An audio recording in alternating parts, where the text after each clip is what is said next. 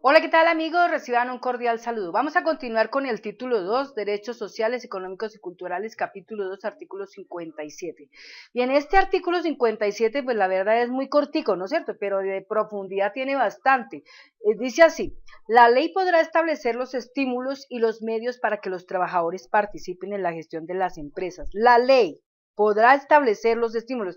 Es decir, si existe una ley que apremia esto, entonces quiere decir que hay empresas que están forjando establecer ese estímulo y los medios para que se involucren los trabajadores en la participación activa dentro de la gestión de las empresas. Y lo voy a decir de esta manera siguiente. Tenemos acá un artículo emitido por gerencia.com. No tengo presente en este momento la fecha exacta del artículo. Sí, la fecha exacta del artículo dice noviembre 7 del 2008. Quien promovía ese artículo se llama Noé Chávez Hernández y hablaba sobre un concepto titular así: involucrar y comprometer al empleado, clave del éxito de una organización. Entonces, en cierta manera están presentes 10 puntos muy importantes que los voy a enunciar aquí en este video y son así. Vamos al primero. Dice, seleccione al personal cumpliendo con una premisa. Escoger a la persona adecuada para el puesto adecuado. Sin lugar a dudas es el principio del éxito en la empresa. Contar con gente que sea competente en la unidad de trabajo facilitará la adaptación a los cambios y las exigencias que la naturaleza del puesto demanda para el logro de sus resultados. Así que, si subjetivamente contrata a personas sin tener la visión de su utilidad y desarrollo, seguramente el involucrarse eficientemente en las tareas será una limitante de crecimiento tanto para la empresa como para la persona. Esa parte es muy importante, porque muchas veces las empresas terminan contratando una persona que no está adaptada para ese puesto. Es decir, en este caso es el elemento de las conveniencias, digámoslo así. Si en el Estado, por ejemplo, están subiendo cualquier cantidad de gente al Estado, muchas de esas personas no se encuentran adecuadas para ese puesto. Es decir, ¿por qué? Porque están persiguiendo otros intereses, ¿sí? Entonces, por esa razón es que es fallido y a razón de eso no existe competencia. Bien, vamos para el segundo punto. Establezca una inducción constante a la filosofía de la empresa.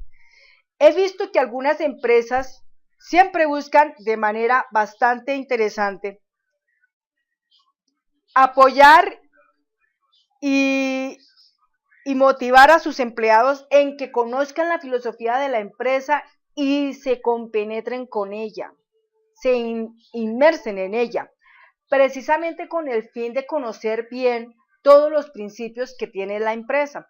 Hay un punto importante acá, dice, no importa si los empleados que tiene se encuentran con varios años en la organización, entre paréntesis, ¿qué le garantiza que realmente conocen y ponen en práctica la misión, visión, valores, objetivos, políticas institucionales para cumplir cabalmente con las estrategias de la empresa? Es decir, las personas a veces pueden durar muchos años en una empresa, pero no conocen claramente la visión, la misión, los valores, los objetivos, las políticas institucionales para cumplir el rigor de esas estrategias que la empresa impone, que la empresa creó, construyó. Entonces es importante invitarles a que hagan el ejercicio de empezar a ser inducidos en esa filosofía.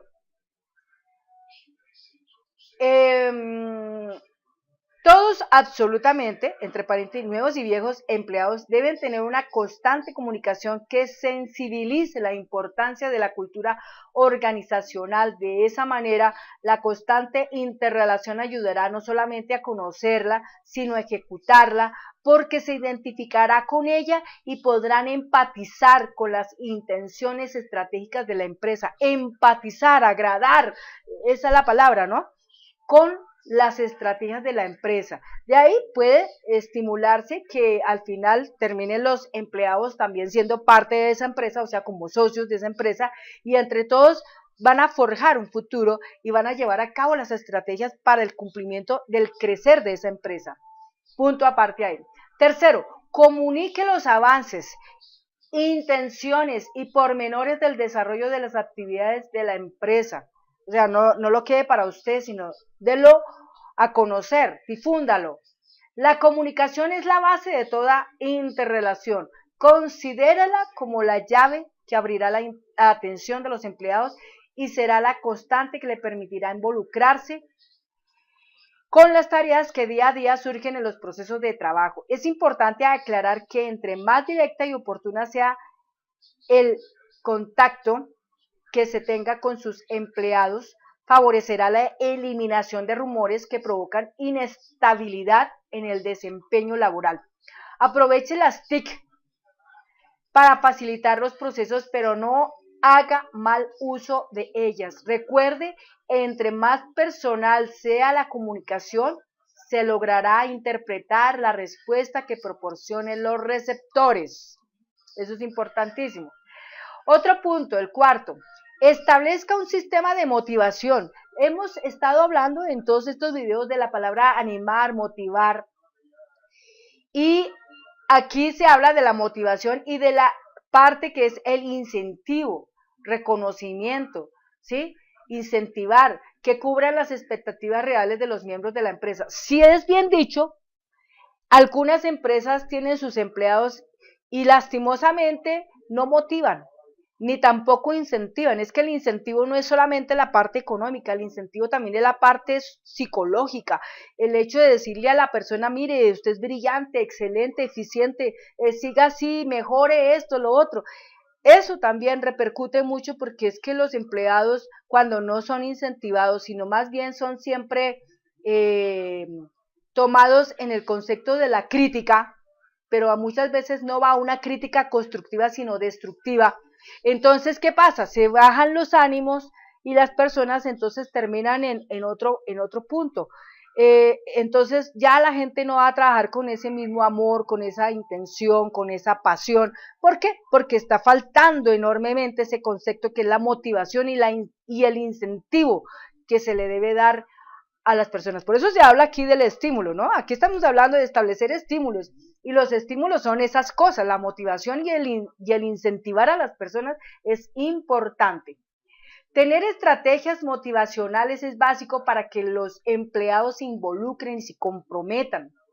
Tome en cuenta que aunque no tenga recursos monetarios, lo estoy diciendo, o materiales suficientes para estar dando recompensas por su desempeño en el trabajo, se deben crear hábitos institucionales en los que diariamente se valore el esfuerzo del trabajador y sobre todo se humanice el trato de la relación laboral, la clásica palmadita en el hombro. Es un detalle que anima al miembro del grupo y más si siguen la proporciona y más si quien la proporciona tiene una jerarquía importante en la organización, y me refiero al jefe, el gerente, ¿sí? Póngase a reflexionar sobre las distintas maneras de impulsar a la gente en sus esfuerzos y tiempos empleados en la prestación de sus servicios. Entre más confianza y reconocimiento se les proporcione, los trabajadores se involucrarán y se sentirán comprometidos por responder eficientemente en las tareas encomendadas.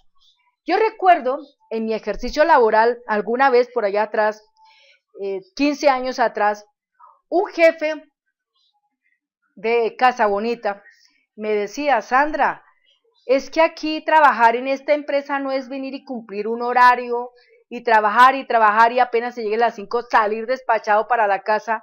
No, recuerde que esta empresa es también suya y que la idea es que usted en esta empresa, pensando en ese plano de que es suya, piense como si fuera suya y trabaje como si fuera suya. ¿Eso qué quiere decir? Que demos más allá de lo que tenemos que dar.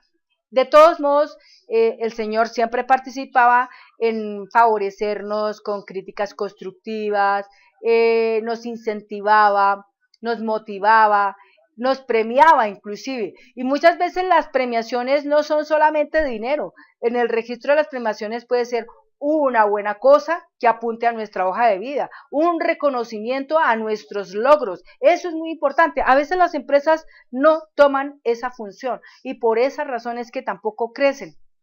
Nuestras empresas, por ejemplo, vamos a pensar en otro punto. Yo trabajé en el Colegio La CID.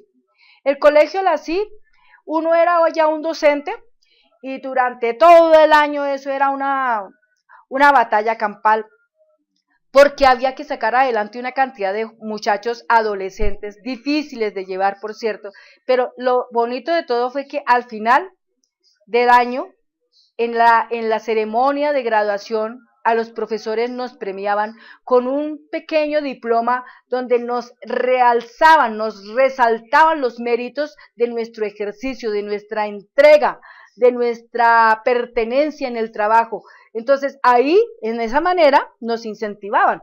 Entonces, en este caso, el Colegio La CID, que es un colegio ubicado en Suba, bueno, ha cambiado de razón social porque no sé si todavía sigue llamándose Colegio La CID o ya se llama de otra manera, pero lo cierto es que al final nos incentivaron con esa parte especial de darnos un diploma que nos daba la notariedad ante una comunidad educativa de que éramos especiales.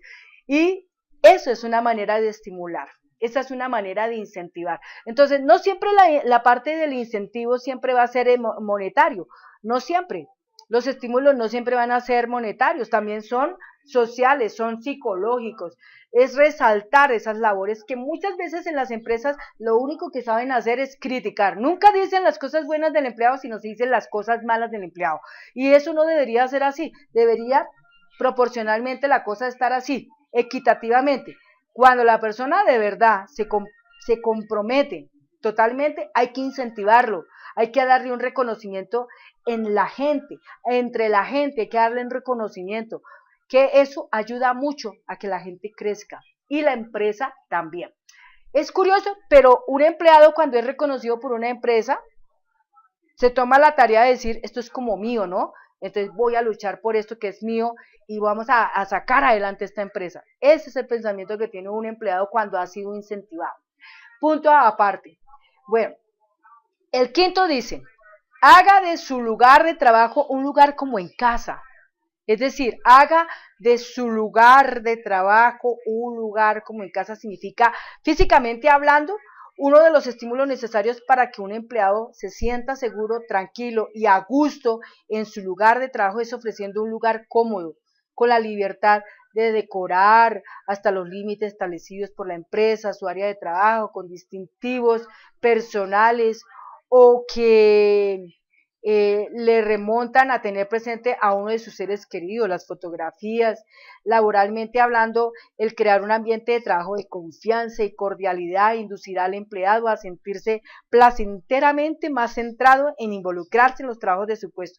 Lo más importante de eso es la palabra el favor. Curiosamente la palabrita, por favor, algunos no la ven presente, pero es importante. Siempre es bueno rezar esa palabra, por favor, porque es que se sabe y se entiende que cada vez que estamos en una empresa somos subordinados, ¿no es cierto? Subordinados, somos subalternos, porque siempre existen superiores arriba de nosotros. Pero a pesar de esa subordinación, a pesar de ese estado del subalterno, no falta que esté el llamado de la cordialidad, el llamado del respeto, porque las empresas muchas veces no respetan, a veces hay un acoso laboral y hay falta de ese respeto. Es decir, hay empresas que son negreras, donde explotan y así como dice, escuchan, esgrimen al pobre empleado hasta el límite, pero nunca tienen algo de humanización con las personas y en especial esa parte, la cordialidad. Porque si una persona es cordial con otra persona en el primer principio de cuando le pide las cosas, pídaselas con el favor. Se sabe que son empleados, se saben que son órdenes, pero pídalas con el favor. Eso no va a repeler en ningún momento, en ninguna situación. Importante esa parte. Sexto punto, negocie los objetivos con cada uno de los subordinados. Trabajar por resultados ha sido una forma infalible para que los trabajadores se sientan comprometidos en sus responsabilidades formales del puesto y más cuando el objetivo negociado ha sido coherente y cuantitativamente formulado según las expectativas y capacidades sociotécnicas de la empresa. Al fijar conjuntamente los objetivos tendrán el compromiso moral de alcanzarlos porque ellos mismos han establecido tiempo y forma en los que darán resultado para el beneficio de la organización y de ellos mismos. ¿Listo? El punto 7, este me fascina harto. Aplica el empowerment. Empowerment, ese es como el hablar de la palabra empoderamiento. En sus empleados en un ambiente agradable. Darle capacidad para que ellos mismos realicen sus actividades. Los harán sentir con una mayor libertad para ser creativos en sus métodos de trabajo. Si a esto le agregamos la facultad de decisión, sus habilidades laborales tenderán a desarrollarse y su compromiso por hacer efectivamente su trabajo se volverá una constante en sus funciones. Es importante considerar que la confianza y motivación deberán ser los factores que den a la gente el impulso para tener mejores resultados, porque un ambiente organizacional de apoyo impulsará el involucramiento de la gente en el trabajo. Entonces es importante ese aspecto de aplicarlo, a darle las razones al empleado de que con su saber puede ayudar a crecer una empresa. Muchas veces las empresas de pronto se distorsionan y se desvían en el camino diciéndole a los empleados, no, es que, por ejemplo, vamos a hablar de los colegios, no, es que aquí todos los estudiantes tienen que pasar, pero espérese, porque es que los estudiantes algunos no cumplieron con sus logros, no importa, no cumplieron con logros, pero hay que pasarlos a todos. Ojo con esa parte, porque ahí nos están distorsionando el concepto. Entonces, si dice muy claramente que tenemos que trabajar con una mayor libertad, pues en nuestra libertad está fundamentado ese punto. La libertad de cátedra, por ejemplo, es una libertad que se ha establecido constitucionalmente. Entonces, no hay razón cuando de pronto ahora en estos tiempos dicen que no, que adoctrinar, que no sé qué, eso no es así. O sea, de hecho, los estudiantes hay que dejarles ver las verdades. Es importante conducirlos a la verdad, porque conducirlos a la verdad los conducimos a la liberación. Entonces, si nosotros todos se lo estamos negando, si nosotros le estamos diciendo, no, aquí no existe ningún conflicto, aquí no existe nada de esto, durante 200 años no ha pasado nada, no ha habido muertos, no ha habido secuestrados, no habían desplazados, no ha habido nada de eso, no ha habido derramamiento de sangre, en fin, pues estamos diciéndole enormes mentiras que a la final no nos conducen a nada. Entonces, importante que en las empresas, cuando se está trabajando, es propiciante buscar la manera de que las personas tengan mayor libertad para ser creativos. Una persona cuando tiene libertad para ser creativo, ¿qué no hace?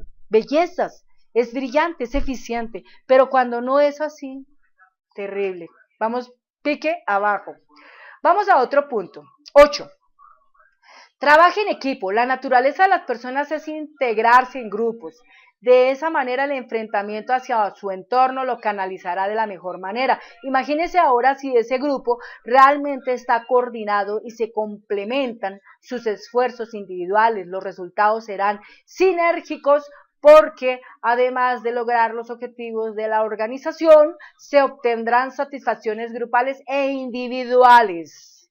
Entonces hay que tener presente el hecho del trabajo en equipo, pero también está el equipo, o sea, una cosa es el grupo de trabajo y otra cosa es el equipo de trabajo, pero lo importante es que se canalicen las partes, la una y la otra, y estén realmente coordinadas para el ejercicio del crecimiento de un logro en una empresa. De no ser así, vamos cuesta abajo. Vamos al punto 9. Habilite las capacidades de los colaboradores, increméntelas. Un trabajador cuenta con grandes potencialidades. Hombre, somos humanos, tenemos enormes potencialidades. ¿A dónde no podríamos llegar si nos dan la libertad de incrementar esa potencialidad? El saber detectar y aprovecharlas será una de las grandes responsabilidades. Detéctelas, aprovéchelas, descúbralas. que como empresa deberá considerar en sus actividades de desarrollo destinar inversiones en el entrenamiento en materia técnica, profesional y personal.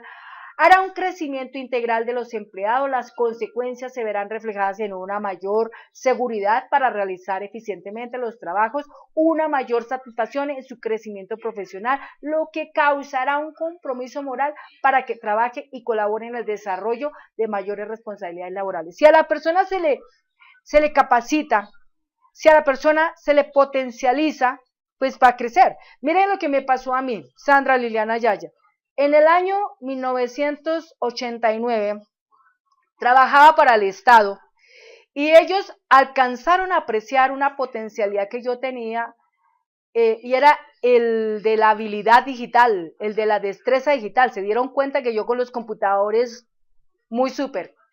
Y no se pusieron a pensarlo, lo hacemos, no lo hacemos, no, me mandaron inmediatamente al CICE, que está diseñado para operar allí con toda la parte de la informática.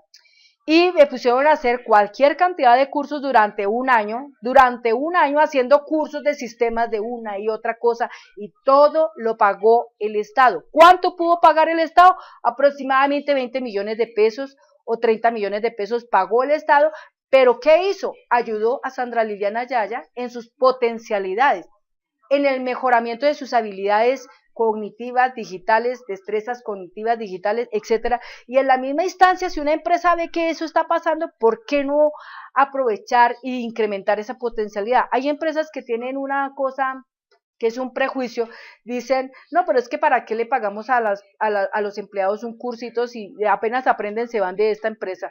Yo pienso que no sería así, porque si la persona es consciente y se le habla de la conciencia, no creo que vaya a hacer eso, porque la intención es que si usted paga un curso a esa persona para que mejore en su potencialidad, es para que ayude a la empresa, para que consiga ese logro. Y además porque a partir de allí se armarán estrategias que permitirán conducir a la empresa al logro de esos objetivos. Punto aparte.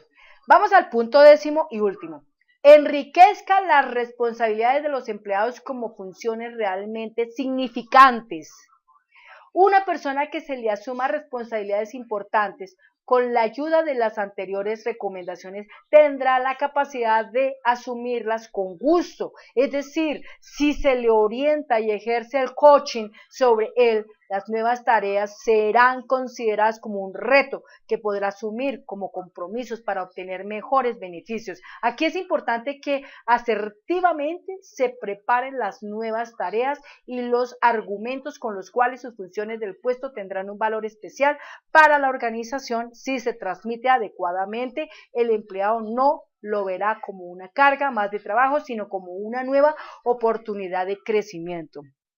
Hay personas que se les ponen tareas impresionantes, ¿no es cierto? Ejemplo, una personita algo sabe de sistemas, algo sabe de programación, llega a la empresa, le notan esas facultades y lo primero que la empresa dice es, oiga, usted está como prescrito para poder hacer un software aquí interesante. Entonces, cuando le dicen eso, le están enriqueciendo la responsabilidad a este empleado para que lo asuma realmente como algo significativo. Es decir, si esta persona lo está viendo así, es un reto. Ahora, usted siempre que lo participa, dígale al empleado, esto que yo le estoy diciendo a usted es un reto. A mí, en mi vida, muchos retos me los han puesto. He trabajado con personas de otros países y cuando las personas de otros países me dicen, Sandra, hay que hacer un software así, así, para mí es un reto.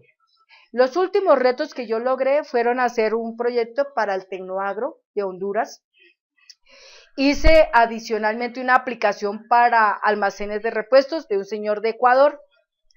Hice un software para un señor aquí en Colombia, en Bogotá, para las lavanderías. Para una señora que trabaja como agente inmobiliario, le hice todo su proceso de la inmobiliaria, etcétera. Entonces, hay muchas cosas aquí en juego, y entre las responsabilidades todo es asumirlo como un reto, pero lo importante es que la empresa deje ver al empleado que es un reto y que es una responsabilidad significativa que le representará obviamente, incrementos en el logro de todo lo que tiene que ver con su vida, los méritos, porque hoy por hoy, pues uno se tiene que ganar las cosas por meritocracia, ¿no? Bien, entonces ahí está todo. No siendo más, amigos, cierro esta parte del artículo 57 de la Constitución Política de Colombia. Espero que les haya gustado esta pequeña charla y nos vemos en el próximo video. Hasta pronto.